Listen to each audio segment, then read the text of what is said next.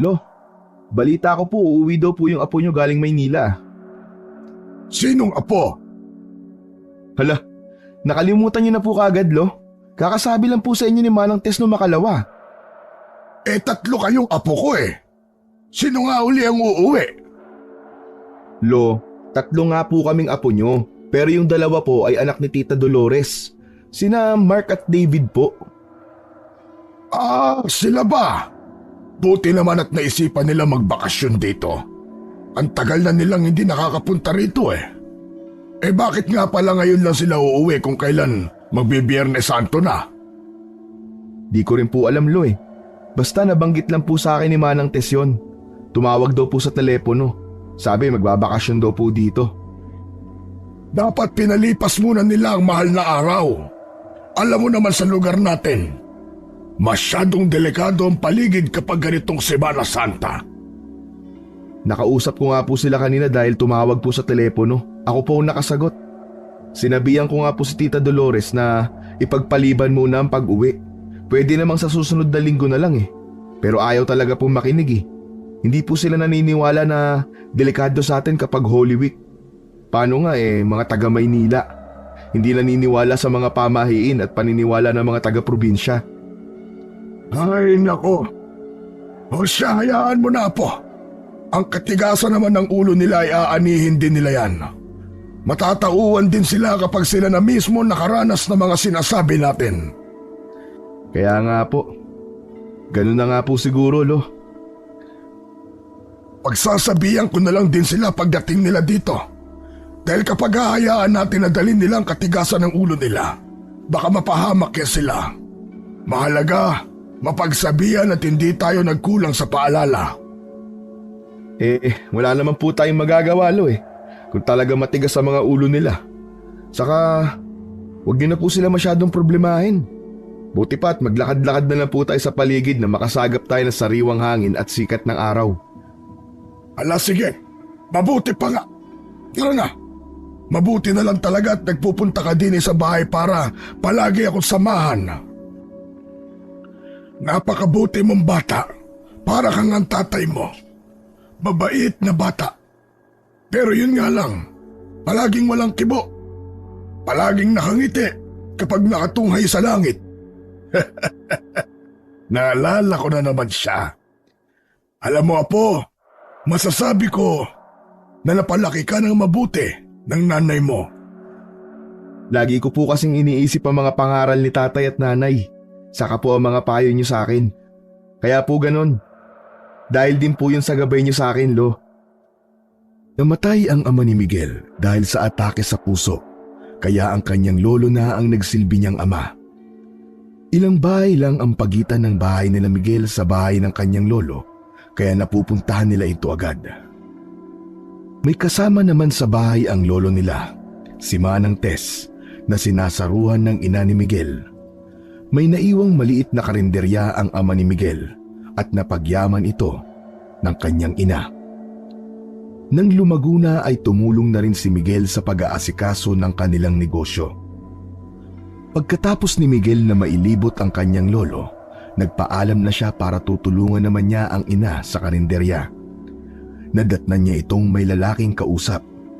Nangungutang ito sa ina na nagkakahalaga ng 10,000 piso para may magamit sa bisyo nitong sugal. Kahit nangako itong babayaran sa susunod na linggo, ay hindi ito pinautang ng kanyang ina.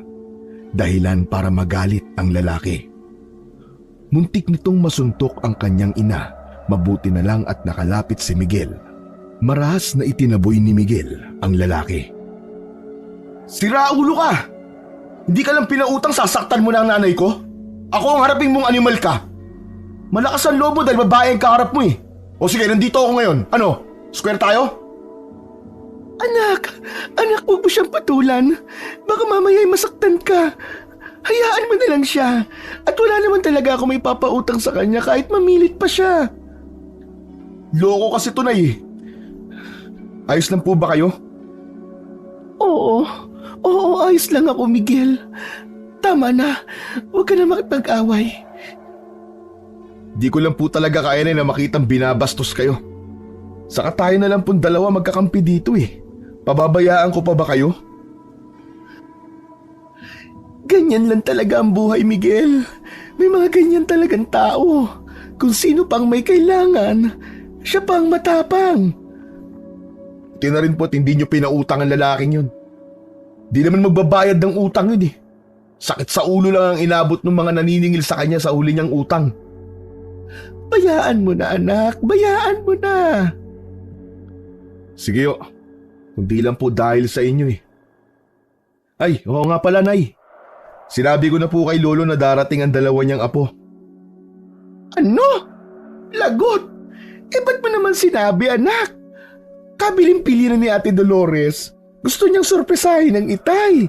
Wala na, sira na ang plano niya. Paano pa magiging sorpresa kung sinabi mo na pala? Wala naman po kayong sinabi sa akin na hindi pala dapat sabihin kay Lolo eh. Saka isa pa, karapatan niya po na malaman para makapaganda siya sa pagdating ng anak at mga apo niyang matapobre. Saka sa dami ng araw na pwede sila magpunta rito para magbakasyon, mahal na araw pa talaga ang napili nila. Naku naman, anak, hayaan mo na sila.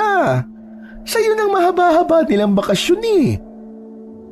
Palibasa mga laking Maynila, mga walang alam.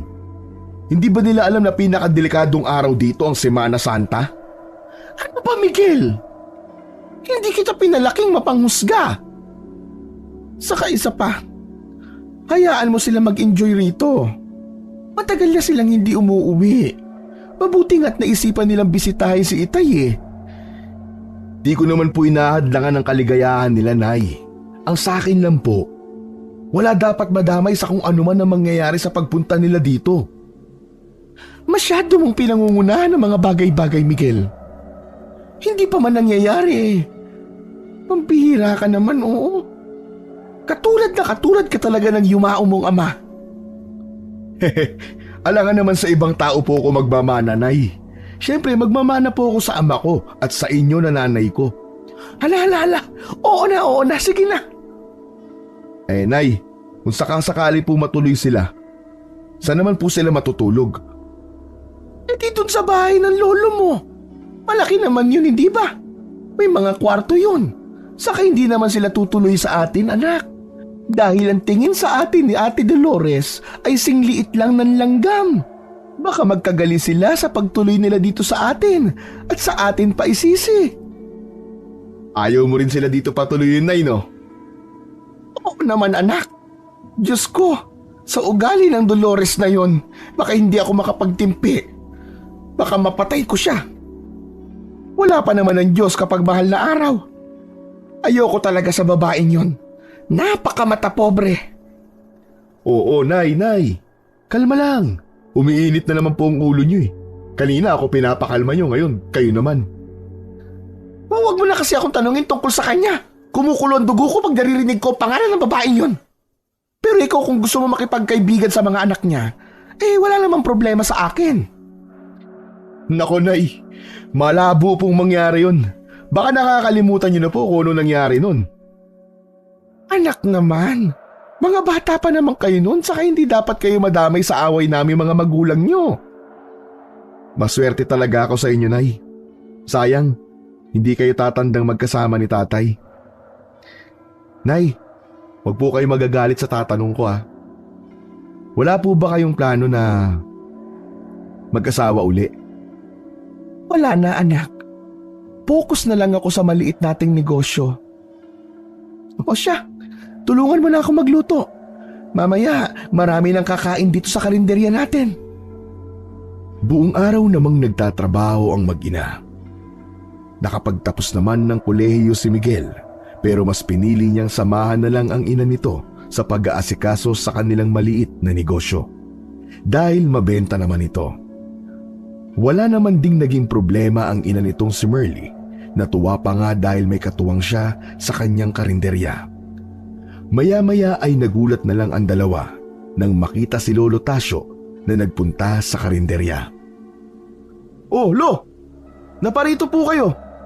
May kailangan po kayo?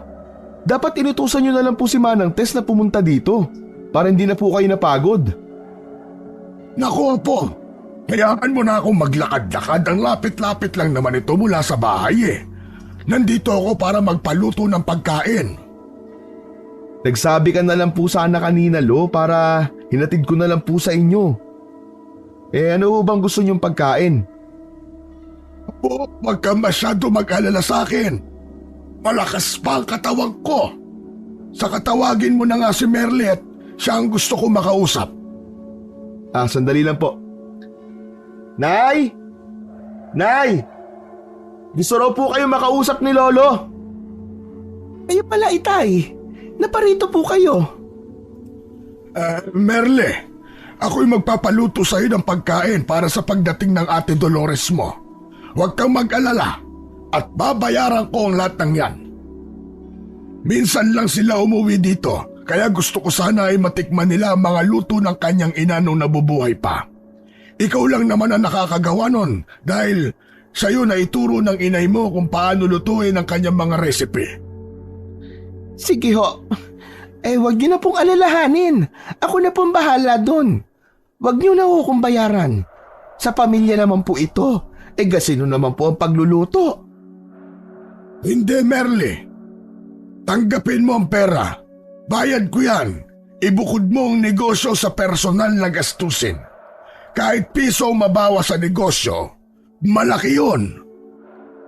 Hindi kumpleto ang 1,000 kapag nabawasan ng piso. At kahit kapamilya mo pa ang katransaksyon mo, kailangan ay may bayad pa rin katulad ng sigil mo sa mga customer mo para patuloy ang agos ng negosyo pagdating sa kita. Lagi mo yang tatandaan, Merle. Ganyan ang dapat mong isipin kapag negosyo ang usapan para hindi ka nalulugi. Maraming salamat po, Itay. Nakakahiya naman po sa inyo pero kayo kasi. Alam ko yan. Dumaan din ako sa pagninegosyo. Kailangan talagang mahigpit ka sa ganyan. Sige na. Dalahin mo na lang sa bahay ang mga pagkain para sa pagdating nila may makakain silang masasarap.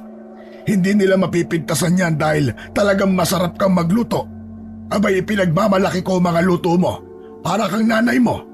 Tignan mo. At palaging maraming tao ang karinderya mo. Hala sige, ako'y uuwi na.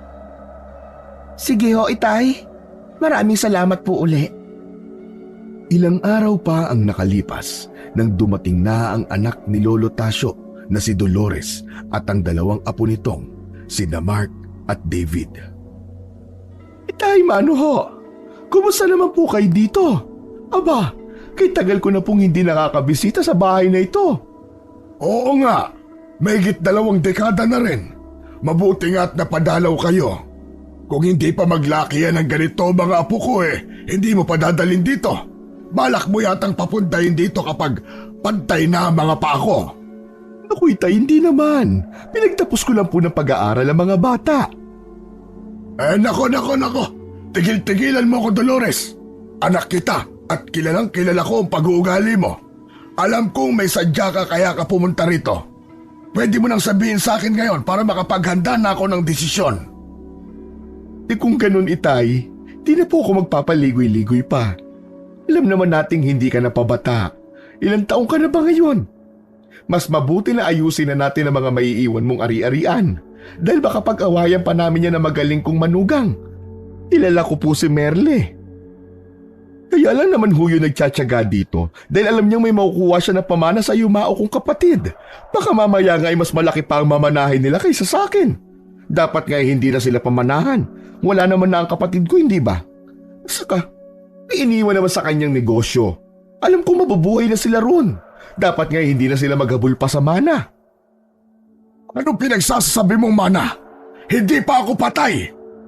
Napakasama talaga ng ugali mo, Dolores. Hindi ka pa rin nagbabago. Wala kang makukuha sa akin, isip ko. Ibebenta ko lahat ng ari-arian para mapakinabangan ko habang buhay ako. Di ba kayo'y may mga napundar din na mag-asawa? Pagyamanin niyo mga yon at hindi yung pundar ng iba ang pinagdidiskitahan mo. Itay, ang hinahabol ko lang po dito ay ang para sa mga apo mo. Tagal-tagal din kaming hindi nauuwi dito, kaya alam kong matagal na rin may nabubuong sabuatan dahil ang kasakasama mo dito ay ang hipag kong makapal ang muka. Alam kong nasusulsulang ka dahil matanda ka na. Pero tandaan nyo, Itay, buhay pa ako. Ako ang anak mo at hindi ang babaeng yun na sampid lamang sa pamilya natin. Patay na ang kapatid ko, kaya dapat wag siyang maghabol. Huwag mong pag-isipan na masama ang ibang tao. Hindi mo naman sila nakakasama na madalas para pagsabihan mo sila na masama. Kita mo na, Itay? Sa pagtatanggol mo pa lamang sa kanya, alam na kung sino ang kinakampihan mo. Ako na nga itong nasa harapan mo, tunay mong anak. Tapos siya pa rin ang nakikita mo. Diyos ko naman, buhay ito. Maya-maya ay natigilan ng mag-ama sa pag-uusap nang dumating si Miguel. Lo? Nandyan po ba kayo? Pasok ka, Miguel. Anong kailangan mo? Lo, medyo matatagalan lang daw po ang pinapaluto nyo. May hinihintay pa po kasing isang putahe. May bisita po pala kayo. Magandang araw po sa inyo. Ayos lang yan, Apo. Hindi pa naman gutom ang tiya mo. Hayaan mo lang si Merly. Huwag ka mong masyadong magmadali. Sabihan mo na rin ang nanay mo na dito naman ang hali at maghapunan para magkasakasama tayong lahat. Sige po, Lo. Sino naman yan, Itay? Tinawag ka pang lolo.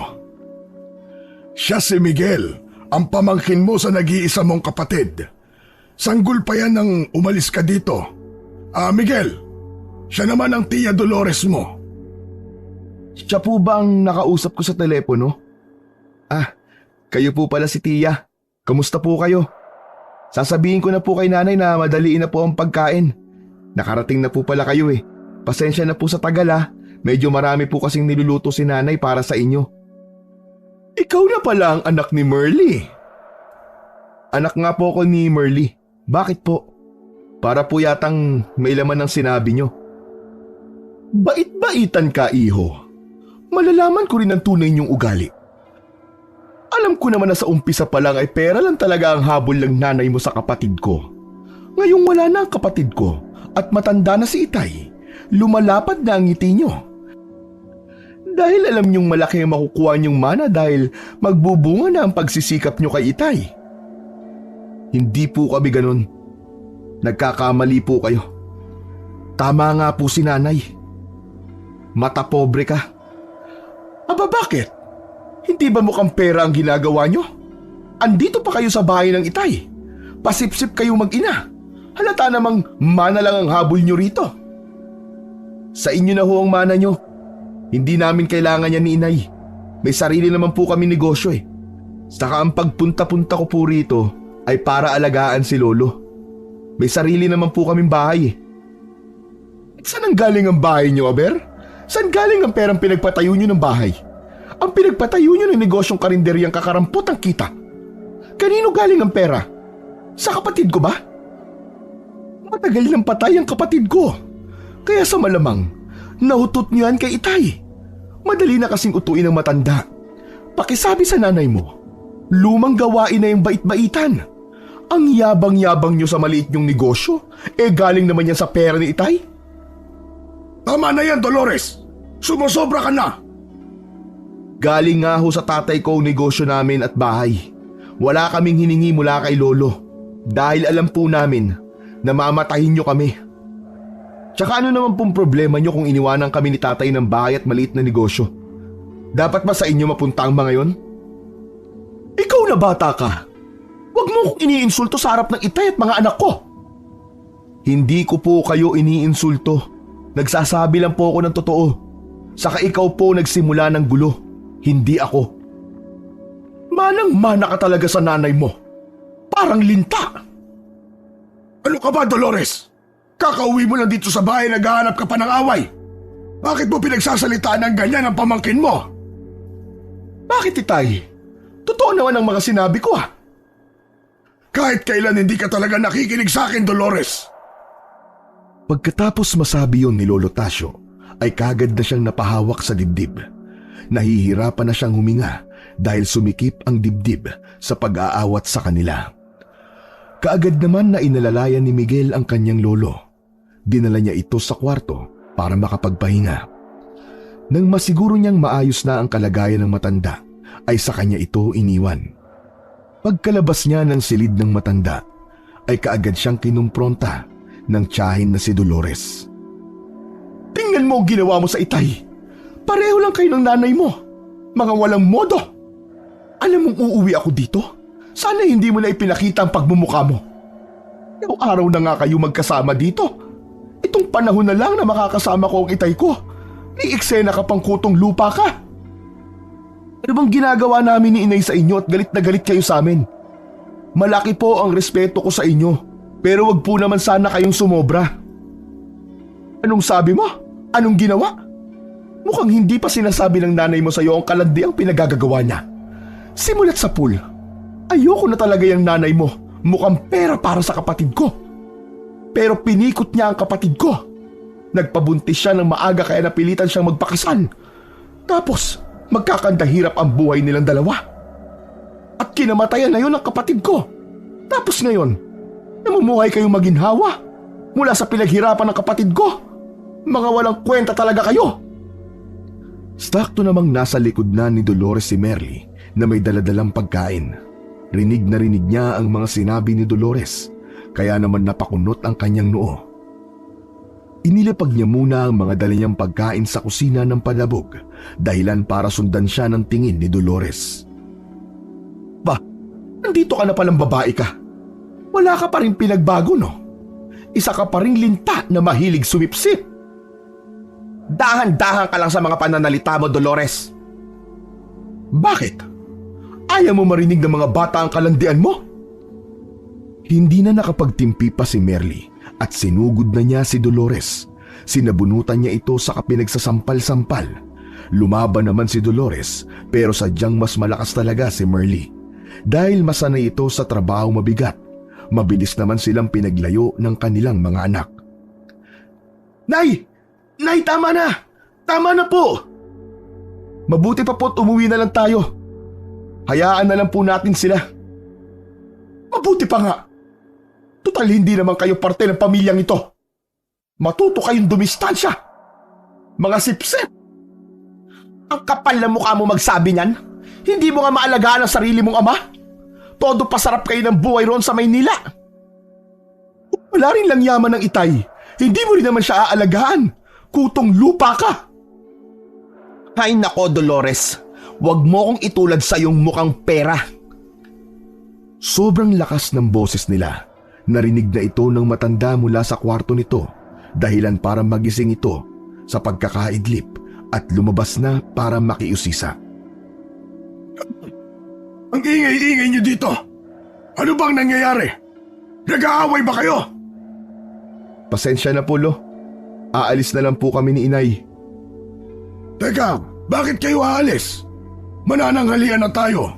Dito na kayo kumain. Hala, Tess! Ayusin mo na ang hapag nang makakain na tayong lahat. Ako'y nagugutom na. Dahil matanda na si Lolo Tasio, mabilis na siyang makalimot sa mga nangyayari. Sa tuwing nakakatulog ay nabubura na sa isip niya ang mga nangyari at bagong kaganapan na uli ang makikita niya paggising. Tahimik lang silang nagsisikain at tanging kubyertos lang ang naririnig na ingay. Ni isa ay ayaw magsalita. Palitan lamang ng masasamang tingin ang kanilang ginagawa. Hanggang sa binasag na ang katahimikan ng anak na panganay ni Dolores na si Mark. Lo, ano kayang pwede namin gawin bukas? Total, nandito naman kami para magbakasyon eh. Apat muna ninyong palipasin itong mahal na araw. Masyadong delikado ang paligid. Itay naman, hayaan niyo mag-enjoy ang mga bata. Saka naniniwala ka pa ba sa mga kwentong barbero? Bata pa kami, panakot nyo na masasamang kung ano-anong elemento at halimaw ang naglalabasan kapag Semana Santa dahil patay ang Diyos. Diyos ko naman, kailan pa ba siya namatay? Kaya tayo natatalo kasi iniisip agad natin na talo na tayo. Kaya sinasamantala ng mga diablong kahinaan natin at takot. Wala yang pinagkaiba sa mga tao mapagsamantala. Kapag alam nang walang bantay, susugod kasi alam nilang may makukuha sila. Hindi yan basta kwentong barbero o panakot lamang.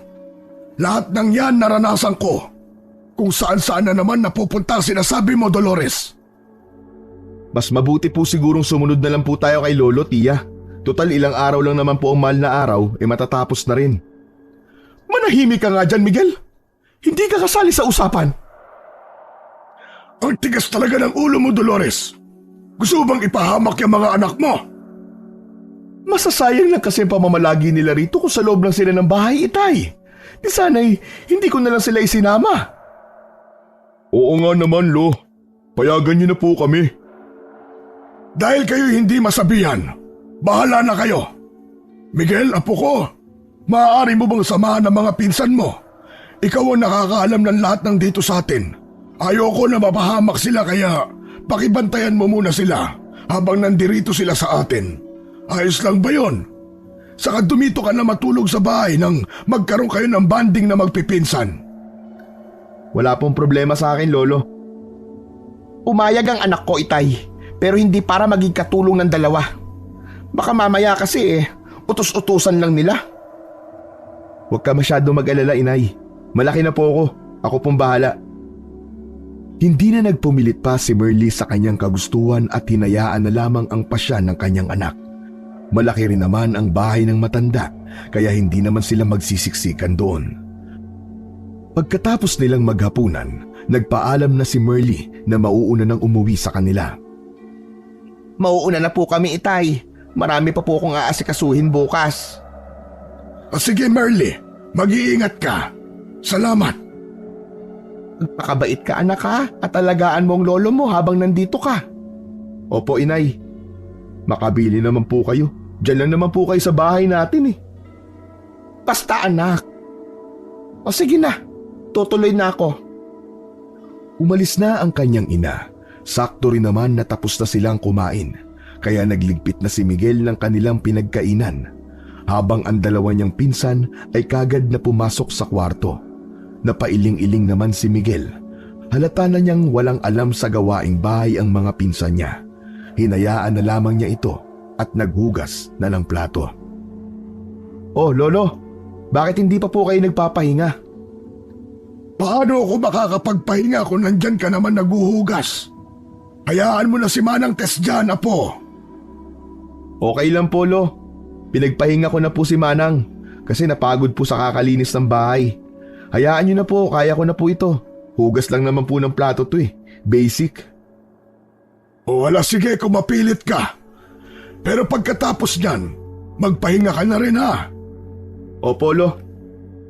Pagkatapos niyang maghugas ng plato at humiga sa kama, nakukuha na ni Miguel ang kanyang antok nang makarinig naman siya ng kaluskos mula sa paligid. Bumangon siya at lumabas. Tiningnan niya kung sino ang nasa labas at gumagawa ng ingay na yon. Gulat naman siya nang makita ang dalawa niyang pinsan na nakasilip rin sa bintanang dinudungawan niya. Anong ginagawa niyo dyan? Gabing-gabi na. Gising pa kayo? Nagpapahangin lang. Maalinsangan kasi. Walang aircon. Kaya naisipan naming tumambay dito sa labas. Ganitong oras? Tumatambay kayo? Oo. Uso naman to sa Maynila eh. Bakit ba kailangan mong questionin ang lahat ng bagay? Sino ka ba? Lahat na lang, ah. Ano ba yan, David? Huwag mo siyang pagsalitaan ng ganyan. Pasensya ka na sa kapatid ko, ah. Minsan walang modo to kausap eh. Kinakampihan mo pa yan, Kuya Mark. De, ayos lang. May pinagmanahan naman eh. Buti nga, hindi ako nag-Maynila kung ganyan lang din ang kalalabasan ng ugali ko. Sige dyan na kayo. Matutulog na uli ako. Umalis na lamang dun si Miguel, dala ng inis. Nagtimpi na lang siya kaysa sa kung ano pa ang magawa niya sa nakababata nitong pinsan. Wala pang 5:00 ng umaga ay nagising na si Miguel. Inayos na niya ang kanyang sarili, saka lumabas na ng kwarto. Naabutan niya naman ang kanyang lolo na nagkakape na sa may sala. Sobrang aga mo namang nagising, Miguel. Wala pa naman tayong gagawin. Nakasanayan ko na po kasi tuloy. Talagang maaga po ako nagigising. Yung mga pinsan ko po, gising na ba? Nako, humihilik pa rin. Yung iba, marami nang nagagawa. Hayaan niyo na po, Lo. Baka pagod lang po sila sa biyahe. Wala na akong ibang maaasahan pa, Miguel. Alam kong mag-aaya sila sa iyo kung saan-saan. Palagi kayo mag-iingat ha. Dahil simula ngayong araw ay patay na ang Diyos. Kaya huwag mo silang dalin sa kung saan-saan. Delikado. Makakaasa po kayo sa akin, Lo. Hindi ko lang po alam sa mga pinsan ko kung susunod sila sa akin. Hindi naman po kasi sila naniniwala sa mga aswang at sa iba pang mga nilalang. Para sa kanila, kwentong barbero lang po ang mga yon. Ang tao talaga, hindi yan nadadala hanggat hindi nila nararanasan. Lo, nakapaghanda na po ba kayo? Buong linggo pa naman na to maganda ang bilog ng buwan. Oo po, parati naman akong handa. Mabuti naman kung ganun, Lo. Umalis muna si Miguel para tumulong naman sa mga gawaing bahay. Tutal wala pa naman siyang gagawin. Laking pasasalamat naman ni Manang Tess dahil sa mas mabilis ang kanyang pagpapahinga. Bandang 11:00 ng umaga, pawis na si Miguel dahil sa natapos niyang gawaing bahay, samantalang kakagising pa lang ng mga pinsan niya ng ganung oras. Isang tingin na nakakadismaya naman ang ipinukol sa kanya ng mga pinsan niya, pero wala siyang magagawa dahil bisita ang mga ito. Isang kunot noon naman kagad ang isinalubong sa kanya ng tiyahe niyang si Dolores. Ilang oras pa ang lumipas nang makapag-ayos na rin ng sarili ang kanyang mga pinsan. Nakakain na rin ang mga ito, kaya naman nag-aya na kagad si David na maglibot-libot sa lugar na yon. Ano kuya? Dito na lang ba tayo? Tingnan mo, tirik na tirik ang araw. Papayag kaya si Lolo? Tignan mo naman, kagabi nag-away sila. Ano naman pakialam natin kuya? Andito tayo para magsaya. Ikaw talaga, David, oh. Masyado kang makasarili. Totoo naman kuya eh. Tsaka pumayag naman na si Lolo kagabi, di ba? Bahala ka kung ayaw mo sumama. Basta ako kakausapin ko na si Miguel. Umalis na si David at iniwan ang kanyang kapatid sa kwarto. Nakita niya naman si Miguel sa labas na may kausap na mga trabahador. Kaya hindi na siya nagdalawang isip na lapitan ito. Oh, gising na pala kayo, David. Miguel, pwede mo ba kaming ilibot dito? Nakakaburyong na kasi sa loob ng bahay. Walang magawa. Sige, walang problema, ililibot ko kayo. Pero hindi tayo aabot ng hating gabi, ah. Alam niyo namang delikado rito eh. Sige. Tara na. Sabihan ko lang si kuya. Sandali. Kuya! Kuya, tara na daw! Pumayag na si Miguel! Lumabas ka na rito! Sandali! Pambihira ka naman, oh. Pinilit mo yata ng pinilit yung tao eh. Alam mo naman na hindi siya makakaindi sa atin. Grabe ka kuya. Sabi niya, maglilibot daw tayo. Basta hindi tayo maaabutan ng dilim. Hep! Sa tingin niyo, saan kayo pupunta? Maglilibot lang po sa paligid, ma. Huwag kayo masyado magtiwala sa anak ni Merle. Traidor din yan. Ito na naman po tayo, ma eh. Hindi niyo po nga po lubusang nakikilala yung tao eh. Anong hindi? Kilalang kilala ko ang nanay niyan. Ano pa bang iisipin mo sa anak niya? Wala pa rin po kayong pinagbago. Kaya kayo lagi nag-aaway ni Papa eh. Ano namang kinalaman ng Papa mo rito? Ma, magbago na po kayo. Hindi na pwede ang dati niyong ginagawa. Wala nang magliligtas sa'yo. Kailangan mo ng maraming kakampi ngayon. Anak lang kita, Mark. Wala kang karapatang pangaralan ako. Isa pa, bakit mo kinakampihan ang mga sipsip at walang kwentang mag-ina na yon? Kalimutan niyo na po kasi yung nakaraan, ma. Kung hindi mo siya gusto, huwag po kayo magsalita ng hindi maganda laban sa kanya. Manahimik ka, Mark! Katulad ka talaga ng ama mo. Basta, pinaaalalahanan ko lang kayo. Sige ma, aalis na po kami. Ano ba ang una natin pupuntahan dito, Miguel? Kayo, ano bang gusto niyong makitang lugar? Meron bang ilog o lawa dito? Basta yung pwedeng paliguan. Bakit gusto mo naman dun, David? Eh di ka naman marunong lumangoy, di ba? Para magtampisaw syempre. Ang init kaya ng panahon ngayon. Buti na lang may malapit na ilog dito. Meron din namang lawa pero wag na tayo sa lawa. Ha? Bakit naman? Eh di ba mas maganda dun sa lawa? Hindi ligtas doon kapag mahal na araw. Marami ng batang nalunod doon. Minsan naman, natatagpuan na lang ang mga katawan nila na wakwak ang tiyan. Sus! Kwentong barbero lang yan. Di naman talaga totoo mga aswang eh. Ikaw ba sa tagal mo na rito, may nakainkwento ka na bang aswang? Oo, pero bata pa ako nun. Ibig sabihin lang nun, hindi yan totoo. Bata ka pa pala nung nangyari yun eh. Malikot ang pag-iisip ng bata. Malay mo, namalikmata ka lang. Tama na nga sa kwentuhan. Baka mapunta pa yan sa away eh. Huwag na tayo mag-aksaya ng panahon. Pumunta na tayo sa ilog. Tara na, bilisan na natin. Mabuti pa nga, bago ako tuluyang matakot sa mga kwento ni Miguel. Natawa naman si Miguel sa sinabi ni David. Naglakad na sila patungo sa ilog. Panay ang kanilang kwentuhan hanggang sa makarating na silang tatlo sa nasabing ilog. Ang ganda pala dito sa ilog. Parang paraiso. Tsaka sariwang-sariwa ang hangin. Ang lamig. Oo nga eh, parang napunta tayo sa ibang dimensyon no? Maganda talaga dito. Pero huwag kayo masyadong mag-ingay ha. Baka makagambala tayo ng hindi natin nakikita. Ay nako Miguel, ayan ka na naman eh. David, wala naman sigurong mawawala kung susunod tayo kay Miguel. Tama ka. Kaya huwag na lang tayo mag-ingay. Sumunod na lang ang dalawa sa sinabing yon ni Miguel. Habang silang dalawa ay naliligo sa ilog, nakaupo lang sa isang sulok si Miguel. Tumitingin-tingin lang sa mga pinsan niya. Hindi ka ba maliligo, Miguel? Masarap ang tubig. Presko. Ah, hindi na. Dito na lang ako. Maligo lang kayo dyan, sige. Hindi na muling pinilit pa ni Mark at hinayaan na lamang si Miguel.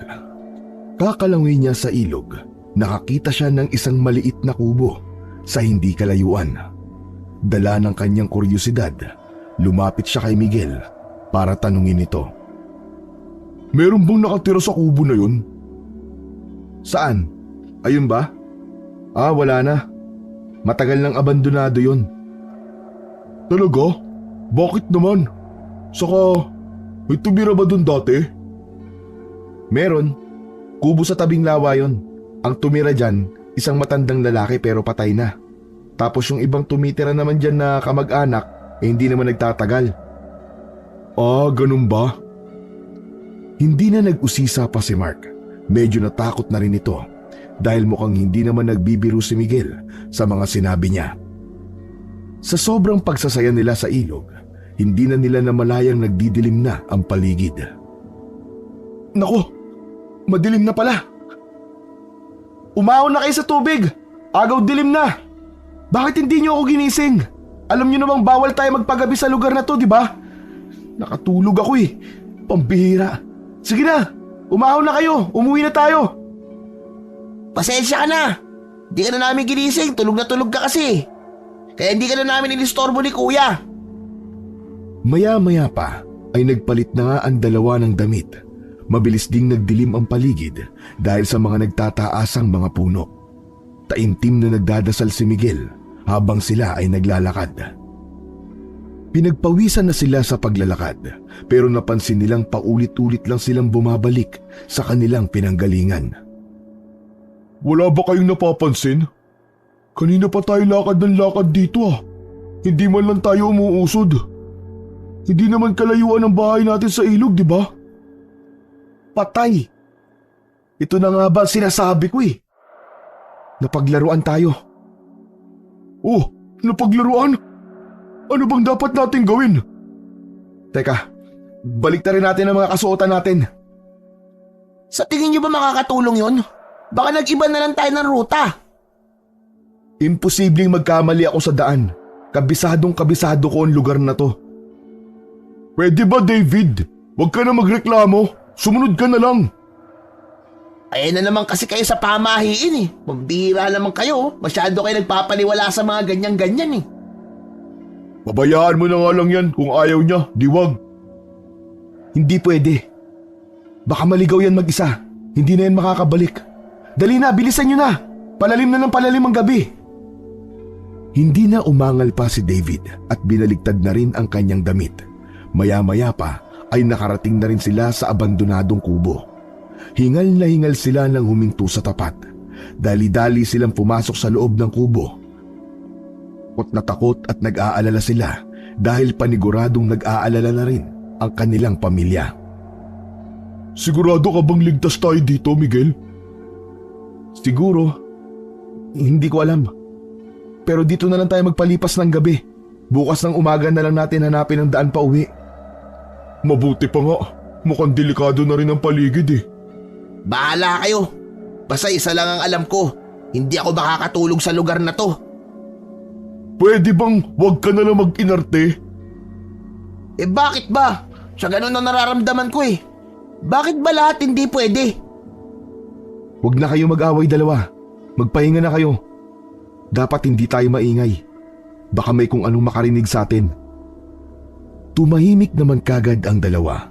Hindi naman mapakali si David at panay-panay ang kanyang tingin sa paligid. Matibay pa naman ang kubo. Maalikabok lamang ito at maraming sapot ng gagamba. Pagtingin niya naman sa paligid ay nakaupo at tulog na ang dalawa. Wala na rin siyang nagawa kundi pumikit na rin. Dahil sobrang dilim na rin naman ng paligid, wala na siyang makita. Nakatulog ang tatlo habang naalimpungata naman at nagising si David.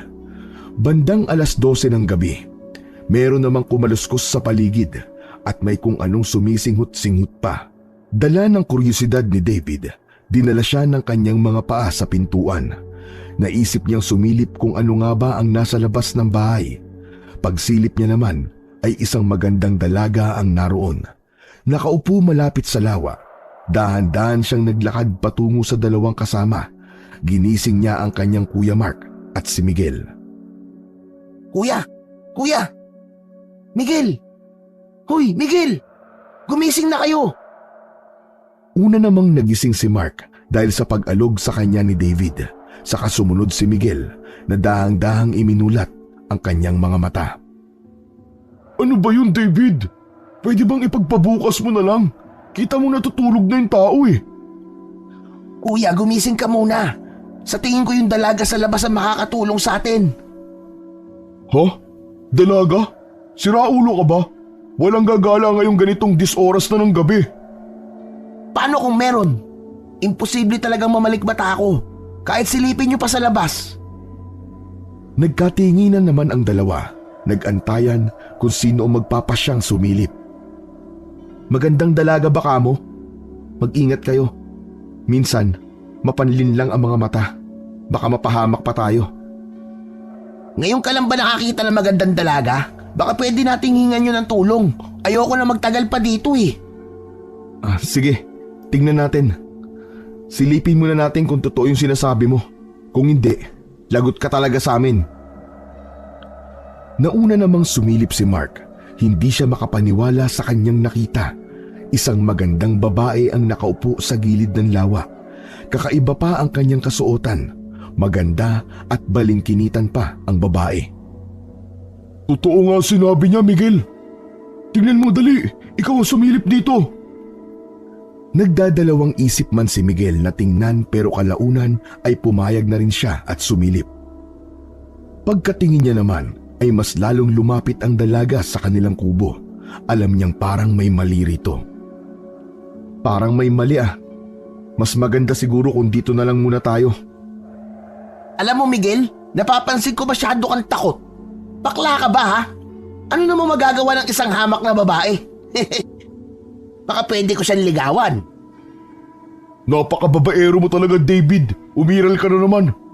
Mas mabuti pang sundin na lang natin si Miguel. Total, siya naman ang nakakaalam dito. Mga dayo lang tayo dito, baka nakakalimutan mo. Ayan ka na naman kuya eh. Masyado kang sunod-sunuran sa kanya. Nandito lang naman siya para bantayan tayo ah. Kaya dapat siya ang magbantay sa atin. Hindi naman umimik si Miguel dahil sa sobrang nainsulto siya sa sinabing ni David. Hindi nakinig si David at ipinilit pa rin niya ang kanyang sariling desisyon. Kaya naman pagbukas niya ng pinto ay bumulagta sa kanya ang figura ng isang magandang dalaga. Akala niya ay napakaswerte na niya pero ilang saglit lang ang paghanga niya sa dalaga ay napalitan ng takot.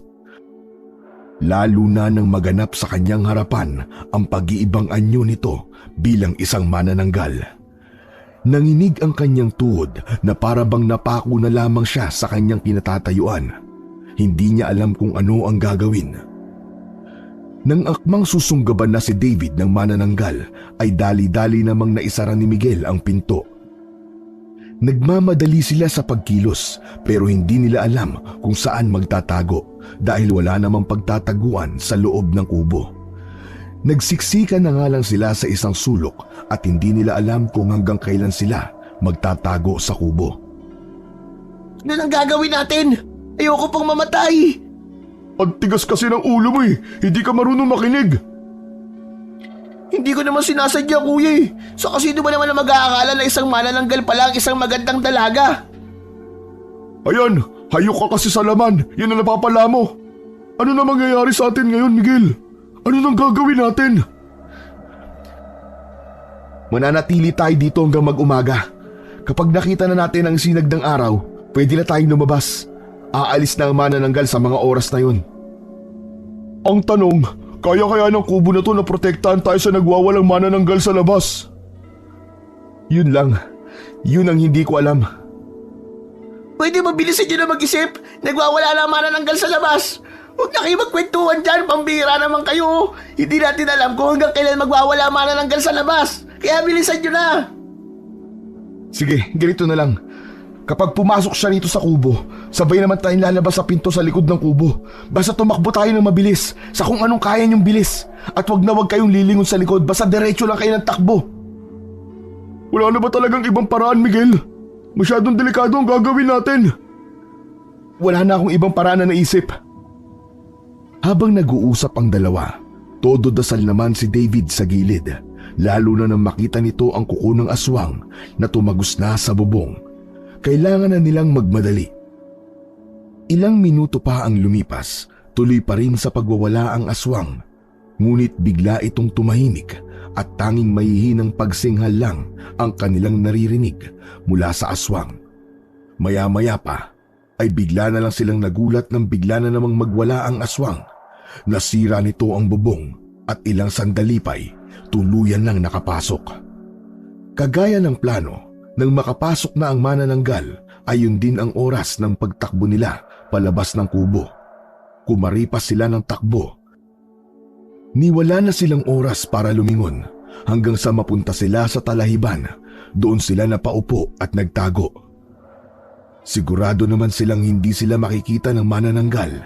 Natatakpan rin naman ng malaking puno ang pinagtataguan nila. Napadapa na ang tatlo habang si Miguel tinatakpan ang bibig ni David para hindi ito makagawa ng kahit na anumang ingay. Ingat na ingat sila sa kanilang galaw na halos kahit ang simpleng paghinga ay hindi na nila magawa, lalo na nang paikot-ikot lang sa kanilang itaas ang manananggal. Bandang 2:00 yun ng madaling araw, tuluyan nang umalis ang manananggal sa itaas nila. Kaya naman nakapagdesisyon na silang maglakad pa uwi ng bahay. Nginig na nginig sa takot si David habang si Mark naman ay nagtatapang-tapangan. Nakauwi sila ng bahay bandang 2:30 ng umaga. Dali-dali namang kumatok si David sa bahay ng kanyang lolo. Maya-maya naman ay pinagbuksan sila nito. Nagulat pa sila nang makitang may daladalang itak ang matanda. Gulat na gulat sa kanila ang kanilang lolo nang makita silang pawis na pawis at namumutla ng dahil sa takot. Bakit ngayon lang kayo? Di ba ang usapan natin na hindi kayo magpapagabi? Maabang istorya po, Lo. Papasukin niyo po muna kami. Pumasok na nga ang tatlo at pagkapasok nila ay nangingi kagad sila ng tubig. Ulang na lang buong laman ng pitsil ang maubos nila. Pinagpalit muna sila ng damit. Naroon din si Merly at alalang-alala ito sa anak na si Miguel.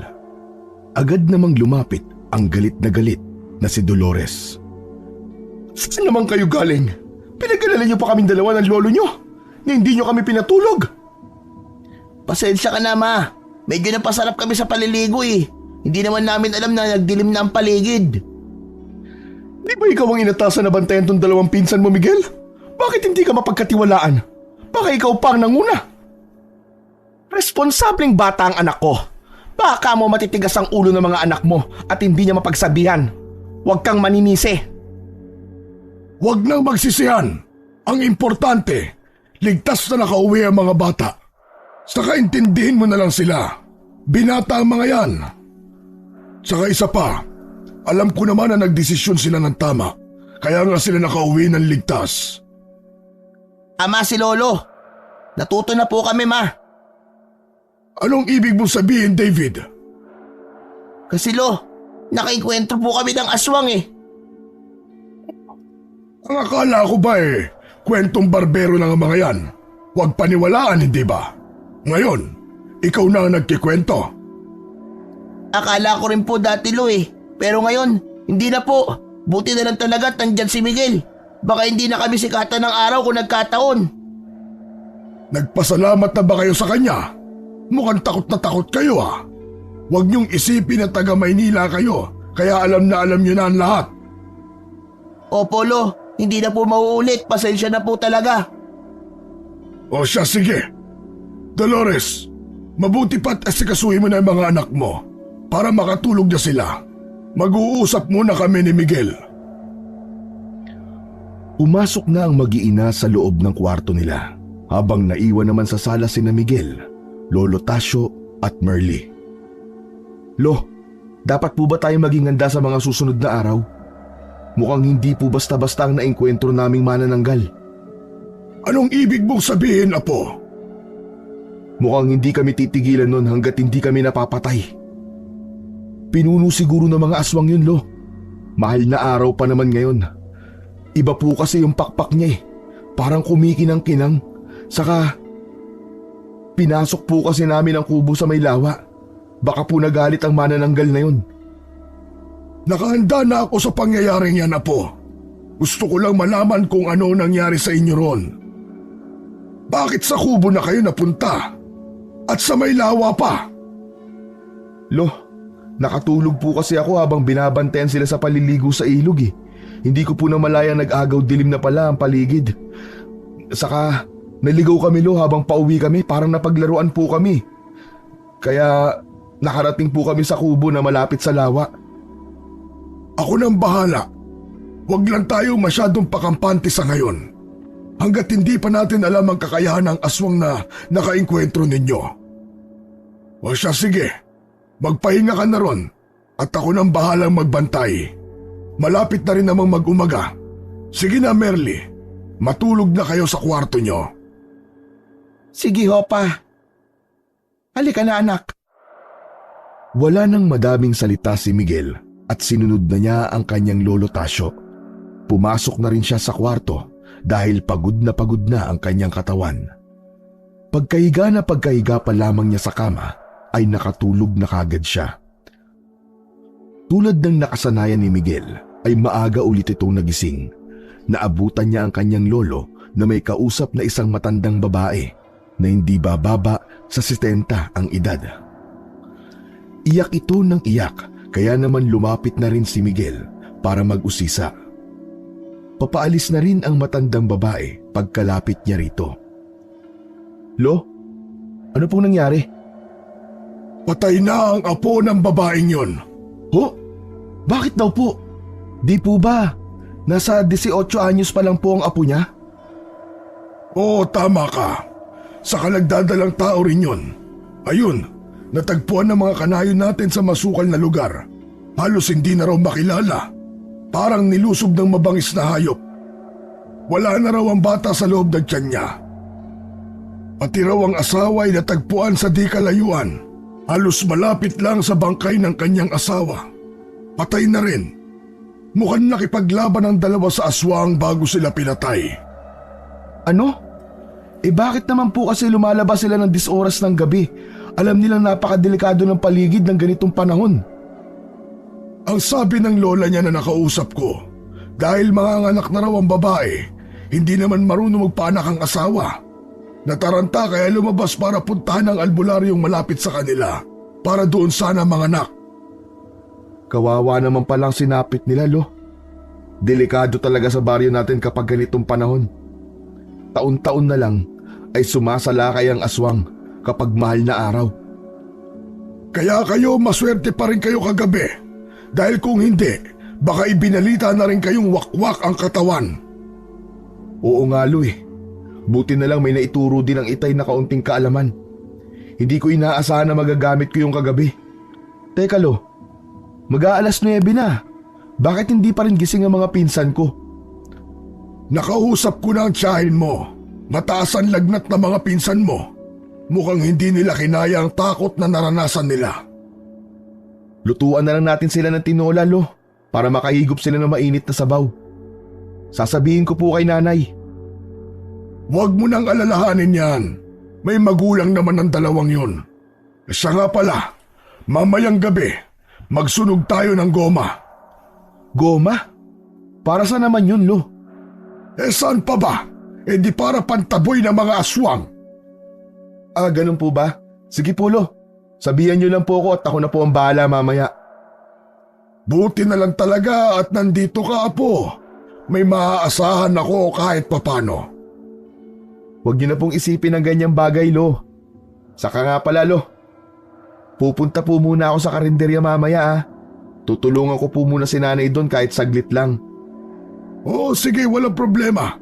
Kanina nga pala bago umalis nagbilin na papuntahin kita doon pagising mo. Sige na, puntahan mo na. Naghihintay na yun sa'yo. Sige po Lo, salamat po. Walang anuman iho, mag-iingat ka. Iniwan na nga ni Miguel ang kanyang lolo. Naglakad na ito. Pansin niya naman nakakaiba ang mga kinikilos ng tao sa kanilang lugar. Tila ba takot ang mga ito. Pero ipinagsawalang bahala na lamang yon ni Miguel at dumiretso na sa kanilang karinderya. Hindi naman matumal ang benta sa mga araw na yon ng kanyang ina. Para lamang itong regular na araw. Oh Miguel, nandito ka na pala. Opo Nay, pasensya ka na po tinanghali po ako ng gising.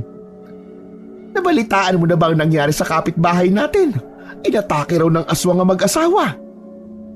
Kayo talaga inay walang chismis na hindi nakakarating sa inyo ano po? Maiba tayo ng usapan. Talaga bang may lagnat ang mga pinsan mo? Opo, sabi nga po ni Lolo. Mabuti na lang talaga at matapang ka anak. Hindi kagaya ng mga pinsan mo. Nilagnat ng dahil sa sobrang takot. Nako, mabuti na lang talaga at nagawa mong iuwi ng ligtas sa mga pinsan mo. Kahit matitigas ang ulo nila. Alam mo anak, proud na proud ako sa'yo. Pero sa susunod sana mag-iingat ka ha. Alam mong ikaw na lang ang meron ako buwat nang mawala ang tatay mo. Palagi naman po ako nag-iingat inay. Hindi ko lang talaga inaasahan ang nangyari kagabi. Alam mo anak, ang lahat ng bagay ay hindi inaasahan. Yan ang pakatatandaan mo. Kailangan palagi kang nakahanda at alerto sa lahat ng mga maaaring mangyari.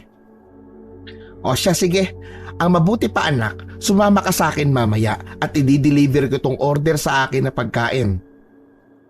Tumango naman si Miguel bilang tugon sa kanyang nanay. Naiintindihan naman niya ito. Sadyang nag-alala lang si Merly sa kaligtasan ng kanyang anak. Binilisan na lamang ni Miguel ang kanyang ginagawa para makaalis na sila ng kanyang ina para dalahin ang order na pagkain. Naiwan naman sa karinderya ang kapitbahay nilang katuwang ng ina. Isa-isa nilang hinatid ang mga pagkain. Pagkatapos nun ay dumiretso na sila sa kanilang bahay. Nay, ano bang ginagawa natin dito sa bahay? May kukunin lang ako saglit anak. Hinayaan na lamang ni Miguel ang kanyang ina. Naupo na lamang sa upuan at hinintay itong lumabas. Pagkalabas ng kanyang ina ay may dala na itong rosaryo saka holy water. Nay, para saan naman po yan?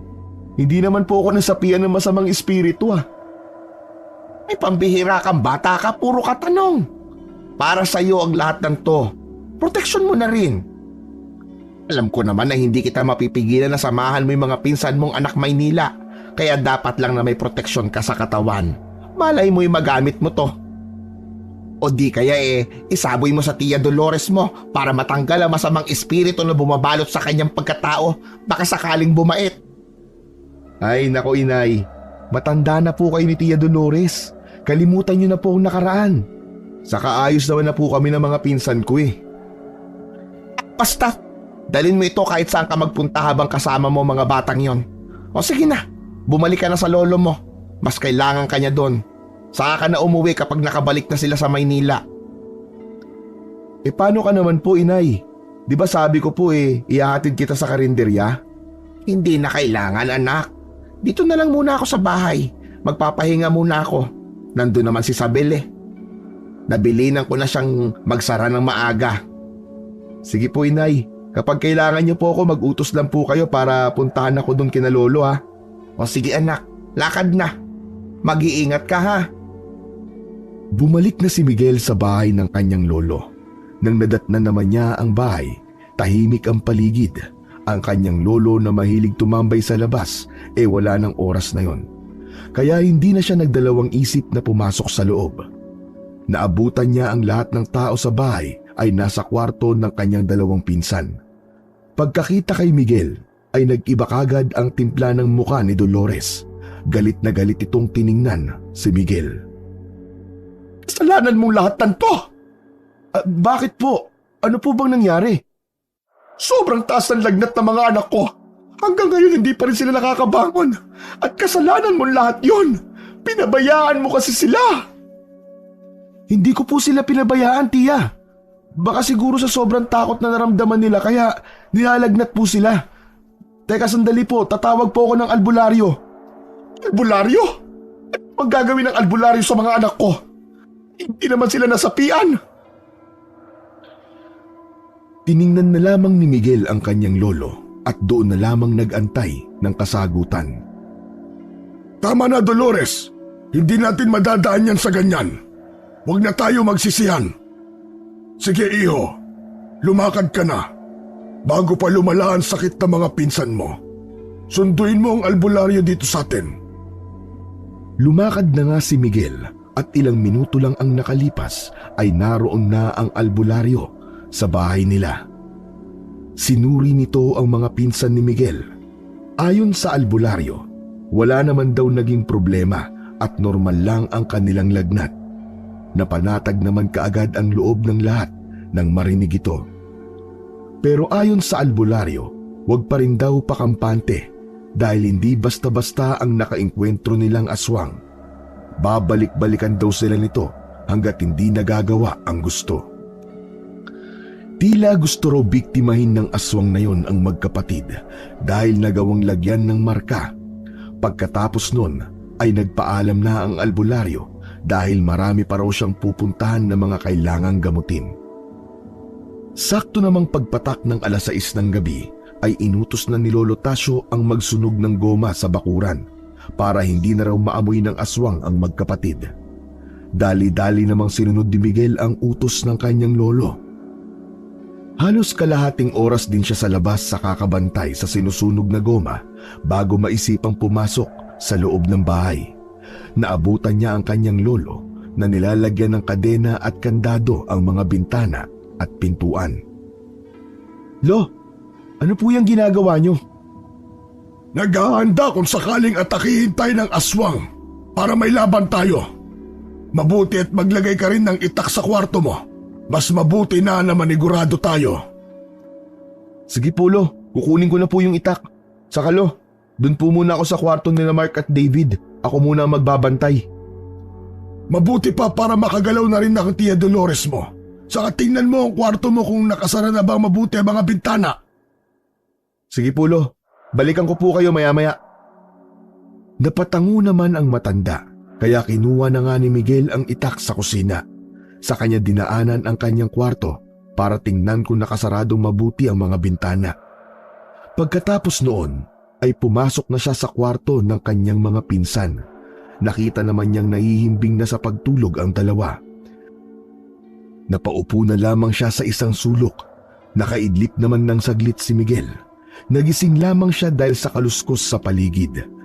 Nakiramdam siya sa paligid ng mga oras na yon para malaman kung saan nanggagaling ang ingay at pansin niya na mga nasa gilid yon ng kanilang kwarto. hindi na nagdalawang isip pa si Miguel na damputin ang kanyang itak. Nagising na rin sina David at Mark nang makita ang anino ni Miguel sa harap nila. Ang buong akala nito'y sasaksakin sila nito dahil sa hawak na itak ni Miguel. Nataranta naman si David at kaagad na napasigaw, dahilan para maalarma sina Lolo Tasio at Dolores. Dali-daling napatakbo ang dalawa sa kwarto na kinaroroonan ng tatlo. Nanlaki naman ang mata ni Dolores nang makitang hawak-hawak ni Miguel ang itak na parang sasaksakin ang dalawa niyang pinsan. Iwan mo yung hawak mo, Miguel! Gusto mo bang patayin ang mga anak ko? Ha? Ano pong patayin? Kaya na magmaang-maangan pa. Huli ka na sa akto. May masama ka talagang binabalak sa amin. Napakawalang hiya mo. Huwag po kayo masyadong maingay. Hindi niyo ba naririnig yun? Naririnig ang alin? Kanina pa may kumakaluskos sa labas. Hindi niyo man lang narinig. Ianda niyo ang mga sarili niyo. May aswang sa labas ng bahay natin. Nagkatinginan na lamang sila. Hindi nila mawari kung ano ba ang iisipin nila kay Miguel. Pero pinakiramdaman naman nila ang paligid. Umalis si Dolores dahil may kukunin sa kabilang silid. Maya-maya pa ay narinig nila itong nagpakawala ng nakakabinging sigaw. Naku po! Si Mama! Dali-dali silang napatakbo upang tingnan ang nangyari kay Dolores. Nakita nila itong sinasakal ng manananggal. Nanlilisik na ang mga mata nito at gustong-gusto nang lapain si Dolores.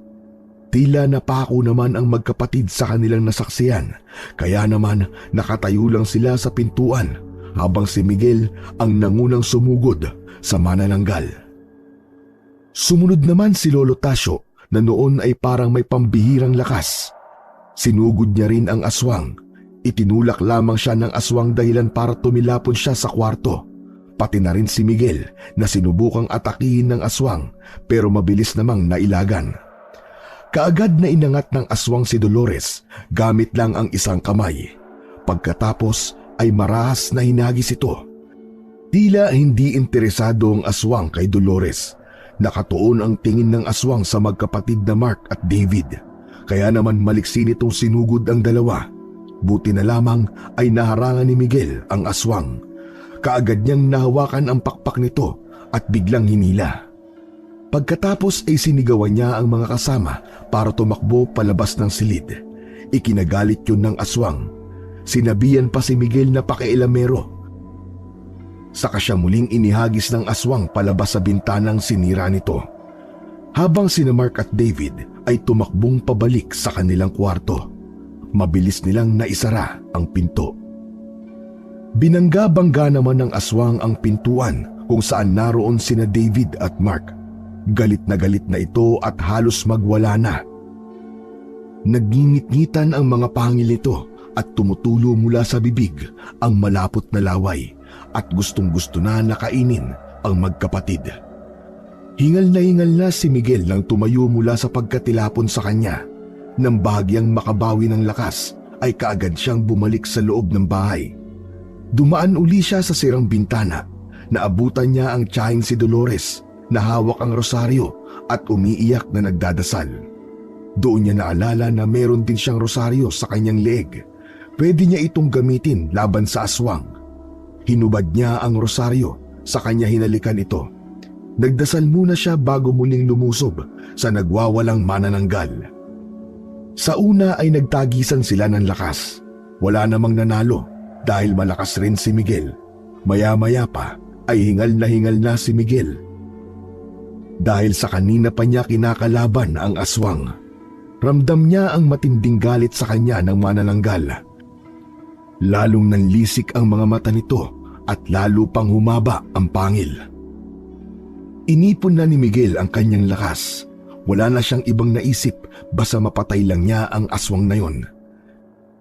Nilabas na rin ng manananggal ang buong lakas nito para masiguradong mapatay si Miguel. At sa pag-atake nila sa isa't isa ay matagumpay na nasaktan si Miguel ng aswang. Isang kalmot sa likod ang natamo niya. Napaluhod naman si Miguel. Hindi siya makagalaw dahil sa pag-inda ng sakit.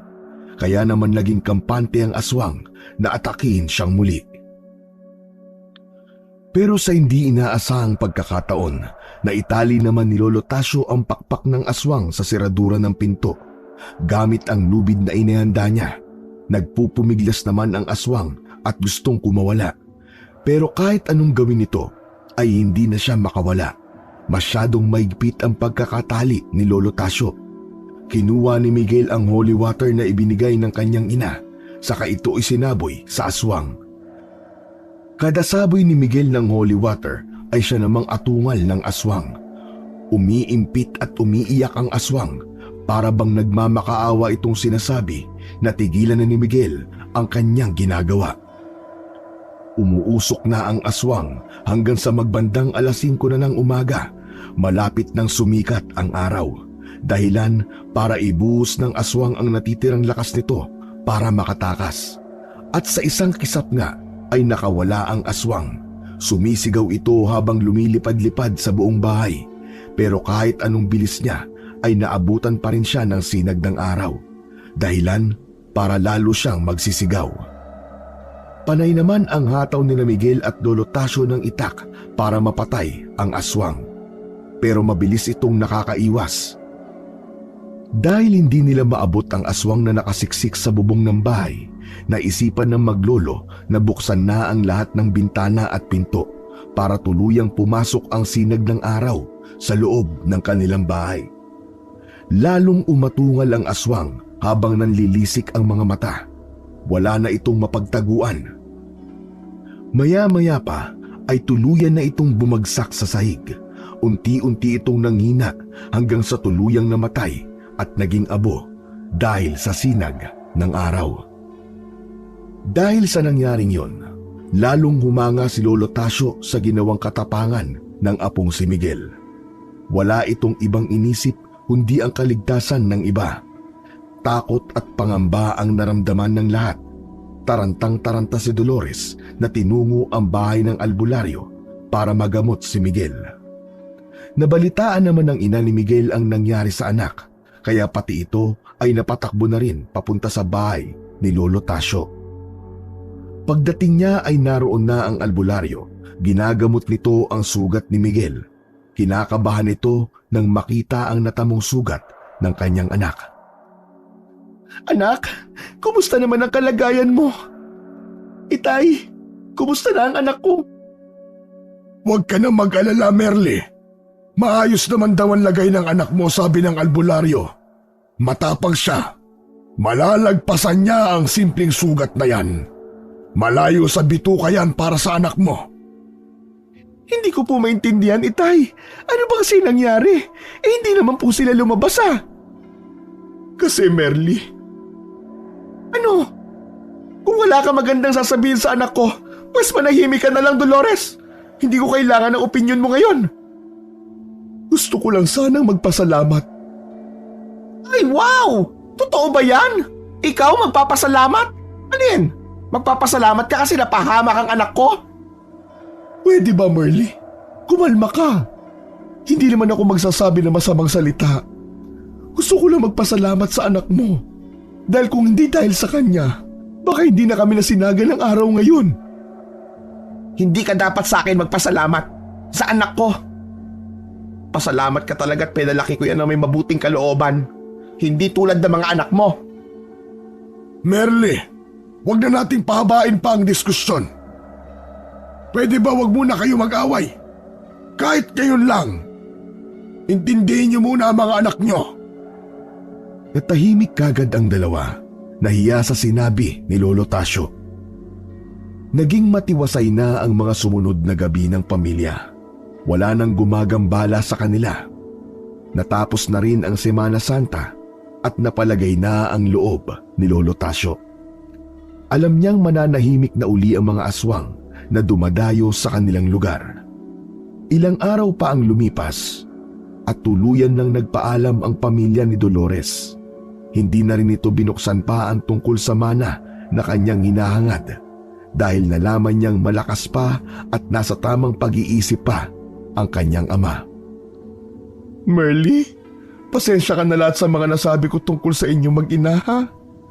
Sa tagal ng panahon, talagang mainit ang dugo ko sa'yo dahil hindi talaga ako boto sa'yo para sa kapatid ko. Sobrang close kasi namin ang kapatid kong yun.